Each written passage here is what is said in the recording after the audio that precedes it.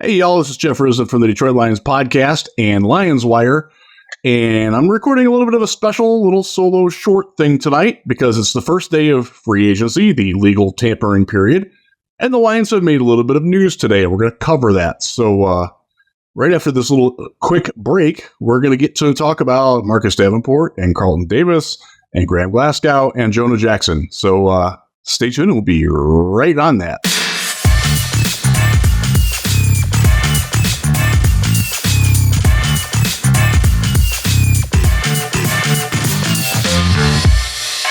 Busy day in Detroit and around the NFL. It's been a crazy one. I have been incredibly busy. I actually was at Western Michigan's Pro Day today, hoping to get some draft stuff done, and they scheduled it on a poor day with the legal tampering period opening right up at noon. And the Lions actually made a little bit of news before that, and we'll get to that one first. That's Graham Glasgow is back in Detroit, 3 years, $20 million reportedly. We don't know the exact on any of these contracts yet. It's not finalized. They won't be finalized until Wednesday. But that's the reported deal anyway. So great deal for Glasgow to come back, the starting right guard, especially when you consider what we're going to talk about next, which is Jonah Jackson, who is no longer a Detroit Lion.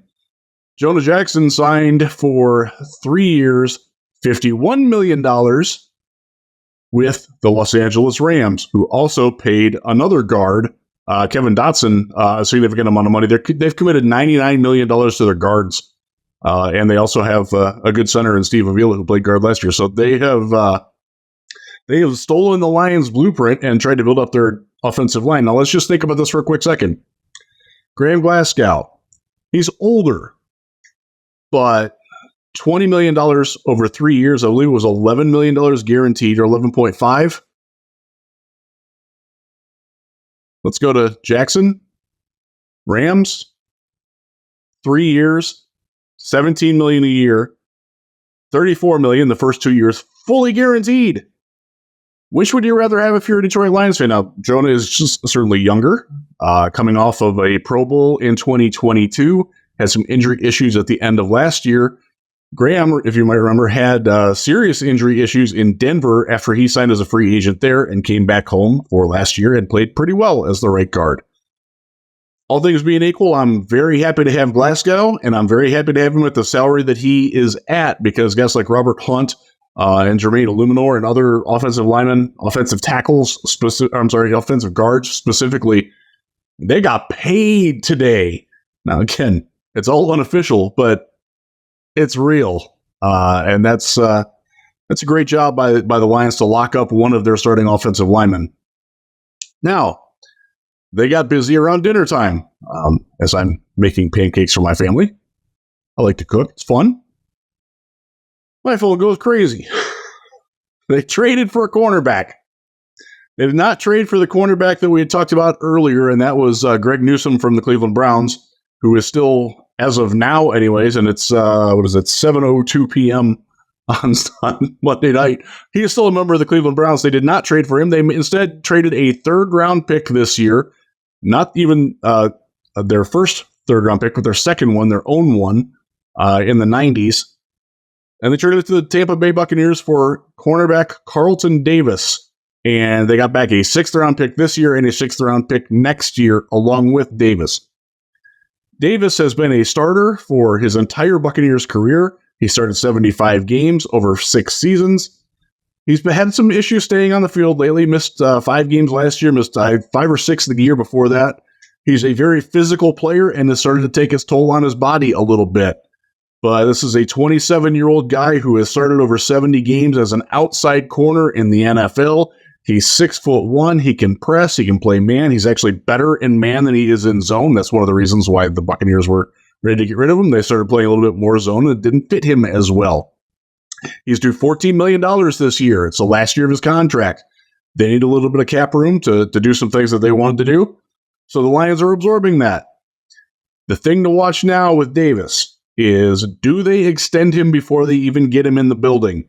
Because that's going to be one of the big things. The price that they paid for him, a third-round pick, doesn't necessarily mean you have to extend him right away. You can count this as a 1-year rental, an audition to see if he fits your defense. And I think that's what they're going to do, although they could certainly extend him and take some of that money that he's due this year and spread it out over time with the extension. So we'll see what their thought process is on that. But I will just say this. Carlton Davis is better in 2024 than any single person they could have possibly drafted at number 91 overall, whether cornerback or any other position, barring some freakish fall. Yes, there's some risk involved with him with his injuries, but this is a guy who fits exactly what Aaron Glenn likes to do on the outside. He likes to press. He likes to bail a little bit. He likes guys who can play the ball. He likes guys who come up and attack the run. Davis is a very good run defender. He played pretty well against Detroit when we saw them last year. So, yeah, there's a lot to like about this trade. Again, a third-round pick. That's not that big of a deal. They still have another one. By the way, they still have the one that they acquired from Minnesota for T.J. Hockenson. So, still have 3 picks in the top 75. You can work with that. Brad will still cook. Not a big deal if it doesn't work out. It would be better if it did, obviously, but this is a very difficult trade to actively dislike if you're a Lions fan, unless you're really trying hard to find fault with what's going on with Brad. Yes, it's an injury-prone player. I get that.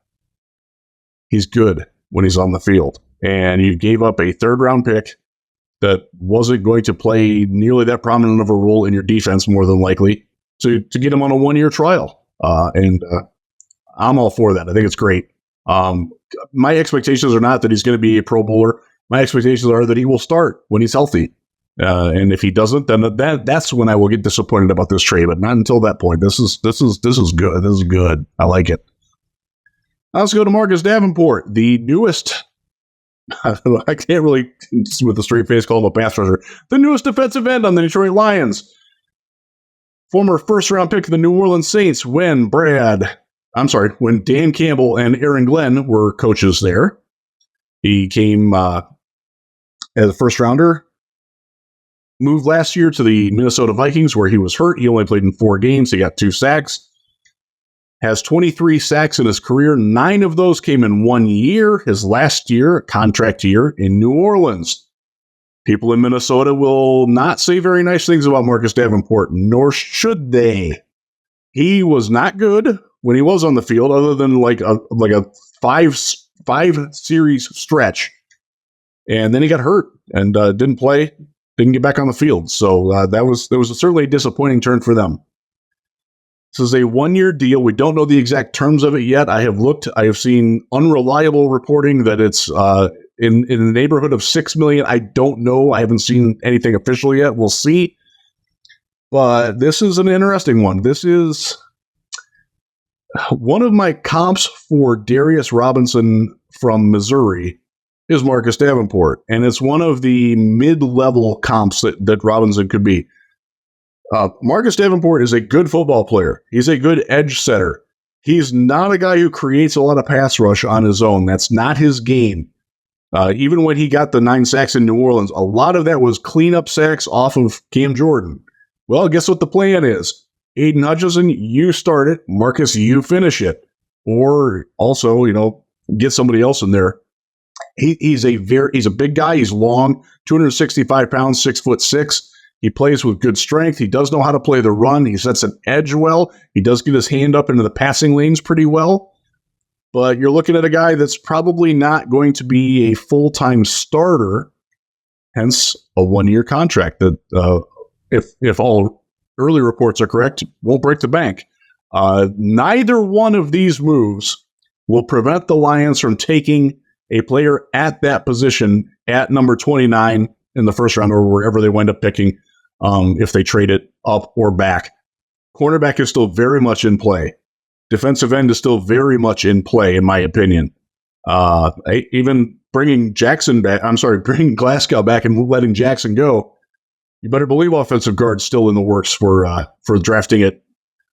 I'm not sure that they'll take a guard with their first round pick, but it wouldn't shock me if they took a tackle and a guy who could play guard a little bit, a guy like Jordan Morgan out of Arizona. Graham Barton out of Duke was actually probably a center. I don't know. I don't think this changes their first round draft picks that much, or first round plans that much. We'll see on that. It's still early, but that's my initial reaction. We'll see if I feel the same way tomorrow.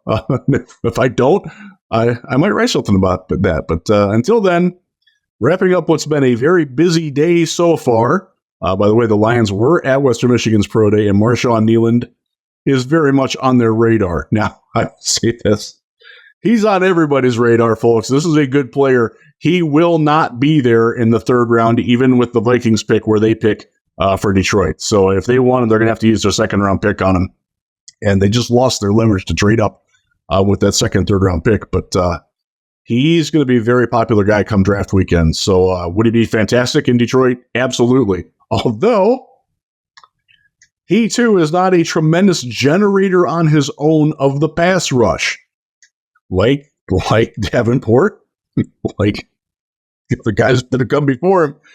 They really like those long, strong, secondary complementary rushers more than they like having a flamethrower on the other side. Maybe that will change in the draft. We'll see. But the Darius Robinson is that way as well. It sure feels like they like him a lot, too. Detroit guy they met with at the Combine. I will say this. Darius Robinson clearly thinks that the Detroit Lions are very high on him.